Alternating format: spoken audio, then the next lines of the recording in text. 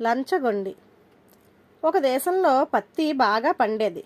అయితే పొరుగు దేశాల వాళ్ళు దాన్ని ఎక్కువ ధరకు కొనుక్కోపోవటం చేత దేశంలో పత్తి ధర పెరగటమే కాక దేశ అవసరాలకు తగినంత మిగిలేది కూడా కాదు. అందుచేత రాజుగారు దేశంలో పత్తి నిల్వలు తనిఖీ చేయటానికి, పై దేశాలకు పోయే పత్తి మీద సుంకాలు వేయటానికి ఒక అధికారిని నియమించారు.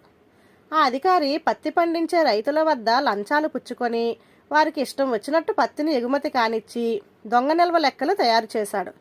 రాను రాను ఈ అధికారి అధికంగా లంచాలు అడగసాగాడు. రైతులకు అసలకే మోసం వచ్చే పరిస్థితి ఏర్పడింది. అప్పుడు వాళ్ళందరూ కలిసి పంటల మంత్రి గారి దగ్గరకు వెళ్ళి పత్తి అధికారి వట్టి లంచగొండి అని అతన్ని తొలగించి మంచివాణ్ణి వేయమని వేడుకున్నారు.